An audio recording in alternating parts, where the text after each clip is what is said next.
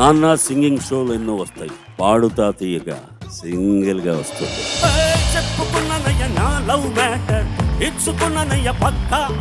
ఆయన 2వ సంవత్సరం నుంచే డోలకు వాయిస్తున్నాడు. ఇంత చిన్న డోలకుతో పుట్టాడు ఆయన. ఈ కార్యక్రమం మనోవేగంతో కొనసాగాలని కోరుకుంటున్నాను. ఆయన నన్ను చాలా తీర్చిదిద్దారు, చాలా మంచి అలవాటు, చెడ్డ అలవాట్లు కూడా నేర్పారు. అవన్నీ ఒక్కొక్కటి చెప్తాను.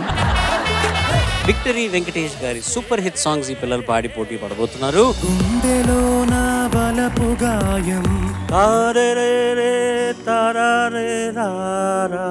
ప్రణయమా మా పని ఆ చేంజ్ నువ్వు చూపిస్తే బాగుంటుంది. బాగా పాడుతున్నావు కాబట్టి చెప్తున్నా, బాగా పాడలేదనుకో ఫెంటాస్టిక్ అని పెట్టేసేవాడు. కులశేఖర్ గారు, ప్రేమి కులశేఖర్ గారు. ప్రశ్నకు ప్రశ్నే సమాధానంగా ఈ సంభాషణ సాగింది.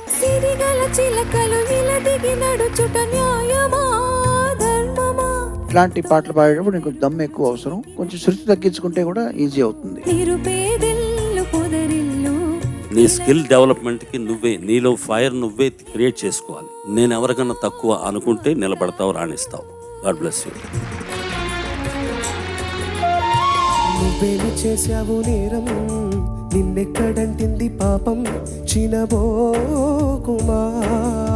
కావుకేకలు కామెంట్ నేను బాధ పెట్టి అది మా మైండ్ లో పెట్టుకున్నావా? లేదు సార్. ఎందుకంటే ఇది పాడాల్సిన దానికన్నా కొంచెం తగ్గించి పాడావు. జరిగింది ఓ ప్రమాదం, ఏముంది నీ దాస్ గారిని ఈ మధ్య చూసే భాగ్యం కలిగింది. ఇంత ముందులా పాడలేకపోతున్నా, ఒక 3 గంటలు సాధన చేస్తున్నా అన్నారు. 84 ఏళ్ళు. మనం ఎక్కడున్నాం అనేది మనం తెలుసుకుంటాం. దేహాలలో శూలమే ఉండదనా,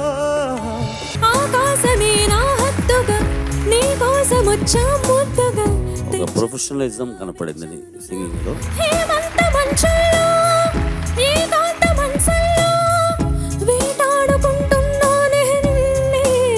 నీ గొంతును భుజాన వేసుకునే బాధ్యత నాది. అయితే నువ్వు ఈ సీజన్ 26 ఛాంపియన్ అవ్వాల్సిన అవసరం లేదు కదా, ఎలాగో రికార్డింగ్.